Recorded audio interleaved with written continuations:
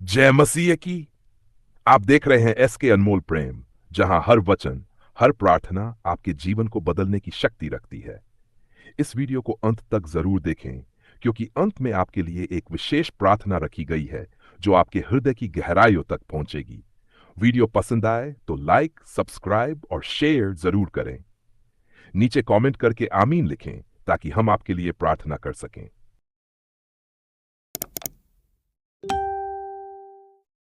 गुप्त प्रार्थना क्या है?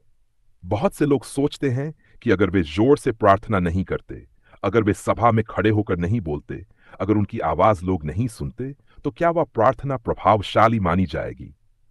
परमेश्वर का वचन हमें सिखाता है कि प्रार्थना दिखावे का नहीं, बल्कि दिल की सच्चाई का मामला है। मत्ती अध्याय 6 वचन 5 से 6 में यीशु मसीह ने कहा, और जब तू प्रार्थना करे तो कपटियों की नाई मत करना, क्योंकि वे लोगों को दिखाने के लिए आराधनालयों और सड़कों के मोड़ों पर खड़े होकर प्रार्थना करना चाहते हैं। पर जब तू प्रार्थना करे तो अपने घर के कोने में जा और द्वार बंद करके अपने पिता से जो गुप्त में है प्रार्थना कर। तब तेरा पिता जो गुप्त में देखता है तुझे प्रतिफल देगा। इस वचन से साफ होता है कि गुप्त प्रार्थना कोई छुपी हुई चालाकी नहीं, बल्कि एक ऐसा व्यक्तिगत आत्मिक और गहराई से जुड़ा हुआ रिश्ता है जो आत्मा और परमेश्वर के बीच होता है। गुप्त प्रार्थना की विशेषताएं।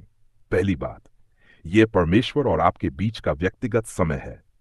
जब आप अकेले होते हैं, न कोई देखता है, न सुनता है, बस आप और परमेश्वर होते हैं। यही समय होता है जब आप अपने मन की सारी बातें बिना किसी संकोच के प्रभु के सामने रख सकते हैं। दूसरी बात, इसमें दिखावा नहीं होता।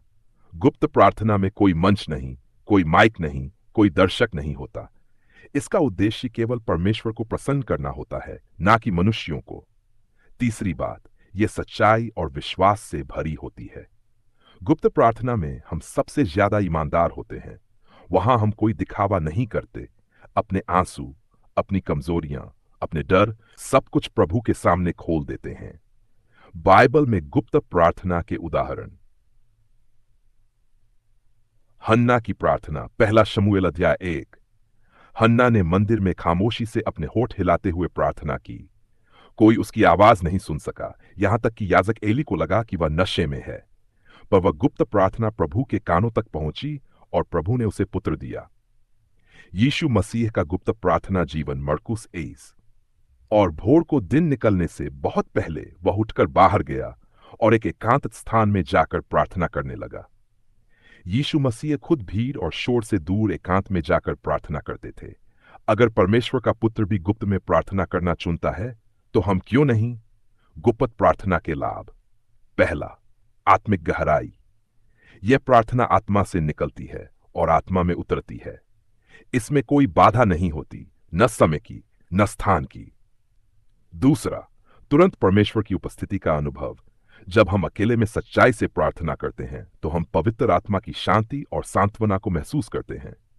तीसरा, जवाब मिलने की संभावना अधिक, क्योंकि यह प्रार्थना दिखावे से नहीं, दिल से की जाती है। इसलिए परमेश्वर इसका उत्तर अवश्य देता है। कैसे करें गुप्त प्रार्थना? हर दिन का एक विशेष समय बनाइए, चाहे सुबह हो या रात। एकांत स्थान चुनिए जहां कोई व्यवधान न हो। प्रार्थना से पहले अपने मन को शांत कीजिए। प्रभु से बातें कीजिए जैसे आप अपने पिता से करते हैं, सरल, सच्ची, खुली। अपने पाप, इच्छाएं, भय, चिंता सब कुछ कह दीजिए और अंत में चुप रहकर प्रभु की आवाज सुनने का प्रयास कीजिए। गुप्त प्रार्थना में क्या कहें? आप कह सकते हैं, हे परमेश्वर, मैं तुझसे कुछ भी नहीं छिपा सकता।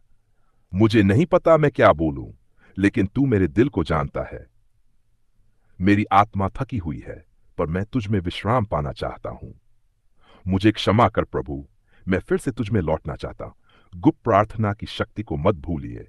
जब दानियेल गुप्त में प्रार्थना करता था, तब स्वर्ग की सेनाएं हिल जाती थीं। जब पतरस जेल में था और कलीसिया गुप्त में प्रार्थना कर रही थी, तो परमेश्वर ने स्वर्गदूत भेजा।